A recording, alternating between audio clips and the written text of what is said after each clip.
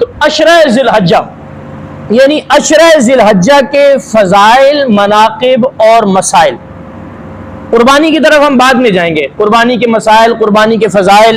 وہ سارے انشاءاللہ بالترتیب بیان کریں گے۔ آج جو ہمارا عنوان ہے ذی الحج کا عشرہ، یعنی کہ اسلامی سال کا آخری جو مہینہ ہے، اس کی فضیلت کیا ہے اور اس کے احکام کیا ہیں۔ قرآن کریم کے 30ویں پارے میں اللہ تبارک و تعالی فرماتے ہیں والفجر ولیال عشر۔ حضرت عبداللہ بن مسعود رضی اللہ تعالیٰ عنہ اور سیدنا عبداللہ بن عباس رضی اللہ تعالیٰ عنہ وہ فرماتے ہیں کہ فجر سے مراد 10 ذی الحجہ ہے، اور ولیال عشر 10 راتوں سے مراد ذی الحجہ کی 10 راتیں ہیں۔ تو گویا قرآن کریم میں اللہ رب العزت نے اس کی قسم کھائی ہے۔ اور سورۃ الحج کے اندر اللہ تبارک و تعالی فرماتے ہیں وَيَذْكُرُ اسْمَ اللَّهِ فِي أَيَّامٍ مَّعْلُومَاتٍ، کہ چند معلوم دنوں میں اللہ رب العزت کا ذکر کرو، اللہ کے نام کا ذکر کرو۔ تمام مفسرین کا اس بات پر اتفاق ہے کہ یہ چند معلوم دنوں سے مراد ذی الحجہ کے 10 دن ہیں۔ تو گویا کہ یہ 10 دن بڑے اہمیت کے حامل ہیں، اور یہ 10 راتیں بڑی اہمیت کی حامل ہیں۔ ان 10 راتوں کی قسم اللہ نے قرآن میں کھائی، اور ان 10 دنوں کا ذکر قرآن میں آیا، اور حکم یہ ہے کہ ان دنوں میں جو ہے وہ کیا کرو، اللہ کے نام کا ذکر کرو۔ حضرت عبداللہ بن عباس رضی اللہ تعالیٰ عنہما سے مروی ہے، نبی کریم صلی اللہ علیہ وسلم نے فرمایا کہ اللہ رب العزت کے نزدیک ذی الحج کے 10 دنوں سے زیادہ کوئی عبادت جو باقی دنوں میں کی جاتی ہے، وہ ذی الحج کے 10 دنوں میں جب کی جاتی ہے تو اس سے زیادہ محبوب اللہ کو کوئی عمل نہیں ہے۔ صحابہ نے عرض کیا یا رسول اللہ جہاد بھی؟ فرمایا ہاں جہاد بھی، کہ ذی الحج کے علاوہ جو جہاد کیا جاتا ہے اس سے زیادہ ذی الحج کے 10 دنوں کا جہاد اللہ تعالیٰ کو محبوب ہے۔ ہاں سوائے اس آدمی کے جو اپنا جان اور مال لے کر اللہ کے راستے میں گیا اور کچھ واپس نہ لے کے آیا، یعنی شہید ہو گیا، تو اس کی شہادت ذی الحجہ کے 10 دنوں کے جہاد کرنے سے زیادہ افضل ہے بصورت دیگر ذی الحج کے 10 دنوں کے جو اعمال ہیں وہ باقی دنوں کے اعمال اس کو نہیں پہنچ سکتے۔ دوسری روایت حضرت عبداللہ بن عباس رضی اللہ تعالیٰ عنہ سے ہی مروی ہے، فرماتے ہیں نبی کریم صلی اللہ علیہ وسلم نے فرمایا کہ ذی الحج کے جو 10 دن ہیں، ان 10 دنوں سے زیادہ اللہ تعالیٰ کو کوئی عمل، اس 10 دنوں کے اعمال سے زیادہ اللہ تعالیٰ کو کوئی عمل محبوب نہیں ہے۔ لہٰذا تمہیں چاہیے کہ اس میں تسبیح، تحمید، تحلیل اور تکبیر پڑھتے رہو۔ تسبیح یعنی سبحان اللہ، تحمید یعنی الحمدللہ، تکبیر یعنی اللہ اکبر، اور تحلیل یعنی لا الہ الا اللہ، یہ کثرت سے پڑھتے رہو۔ اور حضرت ابو ہریرہ رضی اللہ تعالیٰ عنہ سے روایت ہے کہ نبی کریم صلی اللہ علیہ وسلم نے فرمایا کہ اللہ کو ان 10 دنوں سے زیادہ کوئی دن محبوب نہیں ہے، اور فرمایا کہ اس لیے کہ ان 10 دنوں میں ایک دن کا روزہ 1 سال کے روزے کے برابر ہے، ایک دن کا روزہ 1 سال کے روزے کے برابر ہے۔ اور حضرت ام سلمہ رضی اللہ تعالی عنہا ام المومنین فرماتی ہیں نبی کریم صلی اللہ علیہ وسلم نے فرمایا کہ جو شخص یہ ارادہ کرتا ہے کہ وہ قربانی کرے گا تو اسے چاہیے کہ ذی الحج شروع ہونے سے پہلے اپنے جسم کے بال وغیرہ کاٹ لے، یعنی اپنے جسم کے بال اس نے کاٹنے ہیں تو وہ ذی الحج شروع ہونے سے پہلے کاٹ لے، اور پھر یہ مستحب عمل ہے، یا پھر قربانی کے بعد کاٹے۔ اگر درمیان میں کسی نے کاٹ لیے مجبوراً تو حرج کوئی نہیں ہے، لیکن مستحب عمل ہے، یعنی کہ اگر ایسا کریں تو ثواب ہوگا، اور یہ حاجیوں کے ساتھ مشابہت ہوگی، کیونکہ ان دنوں میں حاجی حج میں گئے ہوتے ہیں اور حالت احرام میں ہوتے ہیں، اور احرام کی حالت میں جسم کے بال کاٹنا جائز نہیں ہے، تو یہ ان کے ساتھ مشابہت ہو جائے گی، اور یہ ایک مستحب عمل ہے۔ اللہ کے نبی صلی اللہ علیہ وسلم سے سیدہ ام سلمہ رضی اللہ تعالیٰ عنہا روایت کرتی ہیں۔ حضرت ابو قتادہ رضی اللہ تعالیٰ عنہ فرماتے ہیں کہ جس شخص نے 9 ذی الحج کی دن کو جو ہے 9 ذی الحج کی رات کو یعنی عرفہ کی رات کو زندہ کیا، کیا مطلب کہ اس میں عبادت کی، 9 اور 10 ذی الحج کی رات کو زندہ کیا اور اس میں عبادت کی، مجھے امید ہے کہ اللہ تعالیٰ اس کے پچھلے 1 سال کے اور اگلے 1 سال کے گناہ معاف فرما دیں گے۔ اور ایک دوسری روایت حضرت ابو قتادہ حضرت ابو امامہ رضی اللہ تعالیٰ عنہ سے فرمایا کہ جو شخص 5 راتوں کو زندہ کر دے، 2 عیدین کی راتیں، 8 اور 9 ذی الحج کی رات اور 15 شعبان کی رات، 15 شعبان جیسے شب برات کہتے ہیں، 2 ذی الحج کی 2 جو ہے وہ عیدین کی راتیں، لیلۃ الجائزہ اور لیلۃ النحر، یعنی کہ 9 اور 10 ذی الحج کی درمیانی شب اور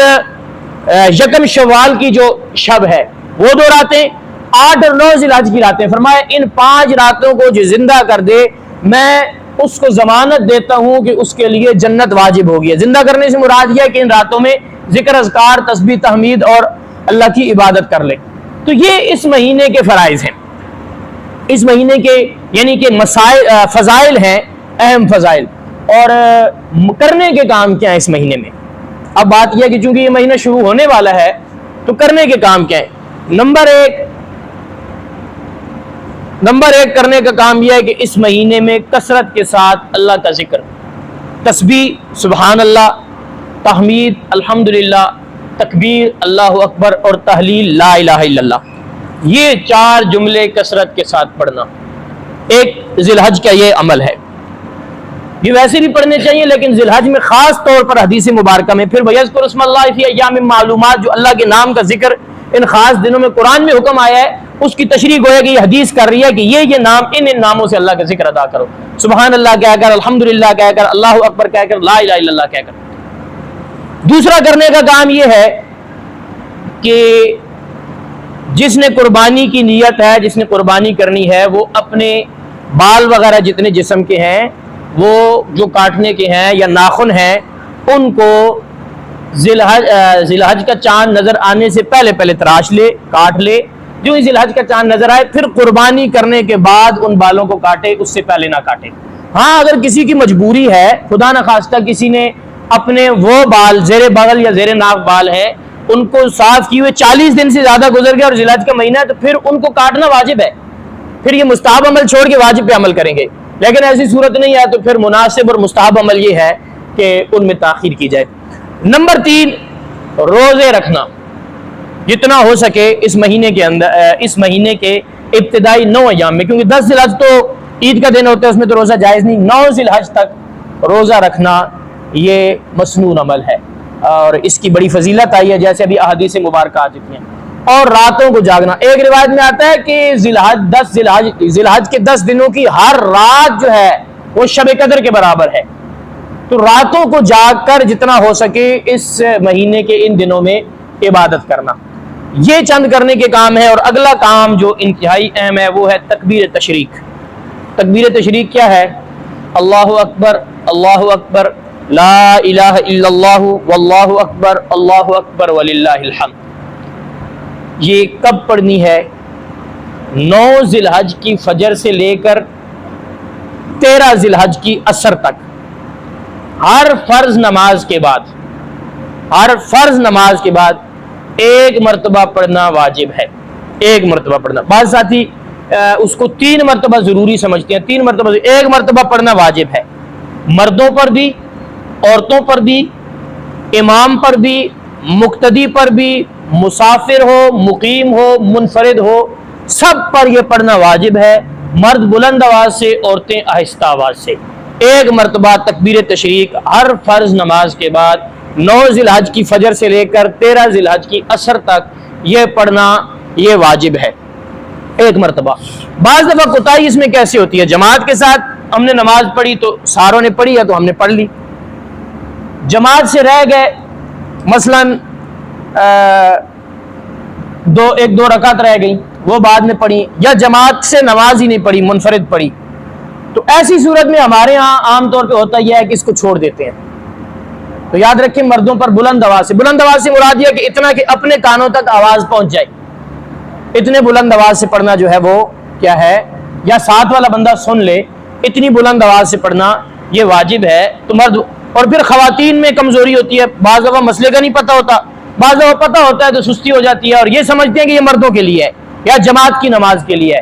یہ مسافر کے لیے بھی ہے، یہ مقیم کے لیے بھی ہے، یہ مرد کے لیے بھی ہے، یہ عورت کے لیے بھی ہے،